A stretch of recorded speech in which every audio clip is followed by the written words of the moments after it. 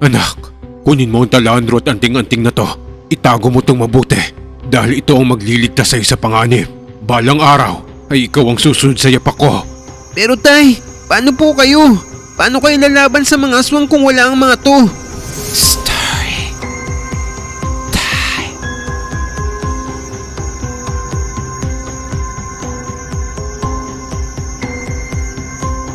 Ako nga pala si Delphine. Nangyari ang karanasan kong to sa Negros, taong 1990. 10 taong gulang ako noon nang maghiwalay ang mga magulang ko. Sa pagkakaalala ko, madalas silang magtalo dahil sa uri ng trabaho ni Tatay Luistro. Isa kasi siyang albularyo at nakikipaglaban sa mga aswang. Isang beses ay hindi sinasadyang nataga ni Tatay Luistro ang bunsong kapatid ko na si Juan dahil sa init ng ulo niya. Dahil dito ay nagalit si nanay at nagtalo silang dalawa at nauwi to sa hiwalayan nilang dalawa. Gusto akong isama ni nanay nito pero naawa naman ako kay Tatay Luistro dahil may iiwan lang siyang mag-isa. Kaya naman tanging si Juan lang ang naisama ng nanay ko. Masakit man para sa akin na mapalayo sa nanay at kapatid ko. Pero hindi ko naman kayang iwan lang na nag-iisa lang si tatay. Simula noon ay kaming dalawa na lang ni Tatay Luistro ang magkasama. Pero kahit ganito ay umaasa ako na balang araw ay magkakasama muli kami bilang buong pamilya. Pero ang pag-asang yon ay nasira dahil sa isang trahedyang nangyari sa buhay namin ni tatay. Ginabi kami sa gubat noon dahil sa pangangahoy at pangunguha na rin ng mga halamang gamot. Nung pauwi na kami ay nakaramdam ng panganib si Tatay Luistro. Pinatago niya ako sa isang malaking puno na may mayayabong na halaman. Sumiksik ako dito habang binibilinan ako ni tatay. Tapos may inabot siya sa akin. Nakapirasong tela at anting-anting. Anak, kunin mo ang talandro at anting-anting na to. Itago mo itong mabuti dahil ito ang magliligtas sa panganib. Balang araw ay ikaw ang susunod sa yapak ko. Pero tay, paano po kayo? Paano kayo lalaban sa mga aswang kung wala ang mga to? Kaya ko ang sarili ko, Delphine. Mangako ka sa akin, magiging katulad kita. Lalaban ka sa mga aswang para mapigilan ang pagdami nila at ang paghahasik nila ng kasamaan sa lugar na to. Tatay, hindi ko po kaya maging albularyo. Natatakot po ako sa mga aswang kaya paano ko sila lalabanan? Delphine, anak kita. Nasa dugo natin ang pagiging albularyo at paglaban sa masasamang elemento. Tandaan mo, kung may puso kang maawain at marunong manindigan, meron ka rin puso para lumaban. Sige po tay, pero mag-iingat po kayo ha. Para may turo niyo pa po sa akin kung anong dapat kong gawin para maging magaling na albularyo din ako. Teka anak, ramdam ko nang malapit na ang mga aswang. Kahit anong mangyari, huwag kang lalabas sa pinagtataguan mo. Tandaan mo, ikaw ang tagapagmana ko, kaya ingatan mo ang sarili mo. Pero tay, dito na lang po tayo.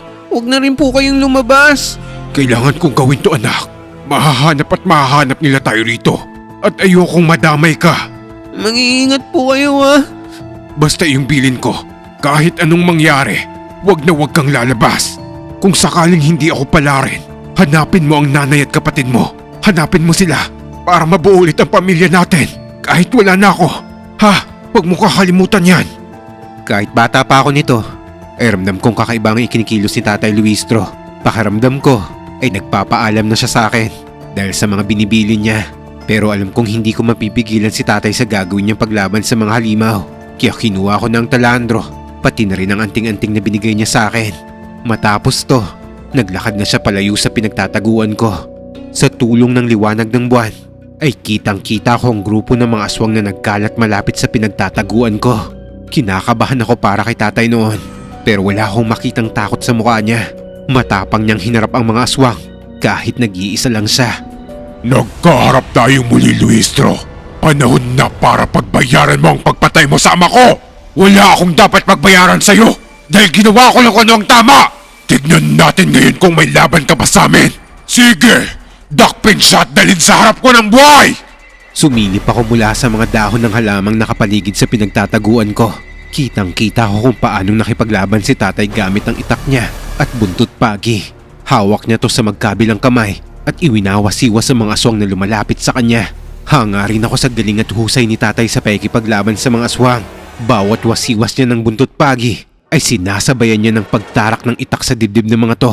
Sa bilis niyang kumilos ay halos maabo ang mga aswang na sumusugod sa kanya. Mga walang silbi! Mga tanga! Iisa lang ang kalaban nyo! Hindi pa nyo magawang dakpin! Mga inutil! Akala mo ba, mapapasuko mo ako ng ganun-ganun lang? Totoo ngang magaling ka, kaya napatay mo ang mga lagad ko. Pero titiyakin ko sa'yo na ako ang tatapos sa buhay mo! Nagulat ako nang maglaho ang leader ng mga aswang. Nang lumitaw to, ay nasa harap na to ni Tatay Luistro.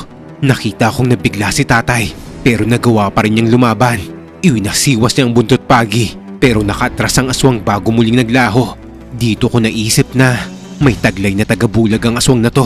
Nang sumulpot muli ang aswang, ay nasa likuran na siya ni tatay. Gusto ko siyang balaan pero huli na ang lahat. Nagawa ng sakali ng aswang ang tatay ko at kitang-kita ko kung paano tumusok sa tagiliran niyang mahaba at matalas sa kuko ng aswang. Bumagsak sa lupa si Tatay Luistro nito at nabitawan niya ang buntot pagi pati na rin ang itak. Tumawa ng malakas ang aswang at dumadagundong pato sa buong kagubatan. Napatakip ako ng tenga habang luwa ang nakatingin kay Tatay Luistro. Gumapang pa nito si tatay pero tinapakan siya sa likod ng halimaw. Napapikit ako at mariing hinawakan ng talandro. Kagat labi akong umiiyak para hindi ako marinig ng aswang. Naisip ko nito, kung hawak sana ni tatay ang anting-anting niya talandro, siguro'y nagawa niyang labanan ng lider ng mga aswang. Nang muli akong dumilat, ay nakita ko si tatay na nakatingin sa direksyon ko. Gumapang ako palabas sa pinagtataguan ko nito, pero mariing umiling si Tatay Luistro. Nagbabanta ang mga mata niya na wag raw akong lalabas, kaya muli akong sumiksik sa pinagtataguan ko. Dalawang aswang ang lumapit kay tatay at sapilitan siyang itinayo bago inihirap sa lider nila. Ngayon na ang katapusan mo, Luistro. Sa wakas, mapapatay na rin kita. Hindi ka naman pala ganun kahirap patayin. Sinakal ng aswang si tatay at pagkatapos ay sinakmal niya sa dibdib to. Kitang-kita ko ang pagtulo ng dugo sa bibig ni Tatay Luistro. Kasabay ang pagpikit nito ng mga mata. Muntik na akong mapasigaw nito, pero mabuti na lang at tatakpan ko ang bibig ko. Sumiksik na lang ako pailalim at dito tahimik na umiyak. Rinig ko pa ang malakas na boses ng lider nila, pero ayoko nang sumilip pa. Ayoko nang makita ang kalunos-lunos na ginagawa nila sa bangkay ng tatay ko. Sa wakas, patay na si Luistro. Wala nang hadlang sa mga aswang para magasik ng lagim sa bayan na to. Iisa-isahin ko ang lahi ni Luistro para matiyak na wala ng ibang susunod pa sa yapak ng albularyo at mga ngatay aswang na to. Hindi ko na nagawang lumabas pa sa pinagtataguan ko nito dahil sa takot at sabilin na rin ni tatay. Hinintay ko munang umalis ang mga aswang. Hindi rin nila naramdaman ang presensya ko dahil na rin sa anting-anting at talandro na hawak ko. Pagkaalis sa mga aswang ay lumabas ako sa pinagtataguan ko at marahang naglakad palapit kay tatay. Halos mawalan ako ng malay nang makita ko ang nakakaawang sinapit niya. Wasak ang katawan niya, gutay-gutay at kinain ang kanyang lamang loob. Baliri ng leeg niya, kaya lalo akong napaiyak sa sobrang sama ng loob. Naupo ako sa tabi ng bangkay ni Tatay Luistro habang umiiyak at nanginginig sa sobrang takot. Hindi ko alam ang gagawin ko dahil sa magkakahalong emosyon na nararamdaman ko. Tatay, paano na ako ngayong wala ka na? Ano nang gagawin ko? Tatay, parang hawa mo na. Huwag mo iiwan tatay ko. Tatay ko! Tatay ko! Niyakap ko si tatay. Hindi ako nandiri kahit pa dumikit sa katawan ko ang dugo niya. Nilabas ko ang lahat ng hinanakit habang iniiyak ng bangkay niya. Unti-unti ay nabuo ang galit sa dibdib ko. Naalala ko kung paano siya pinatay ng mga aswang. Kaya naman kumalas ako ng yakap sa kanya at dinampot ang itak at buntot pagi niya. Sa harap ng bangkay ni Tatay Luistro ay nagbitaw ako ng isang pangako.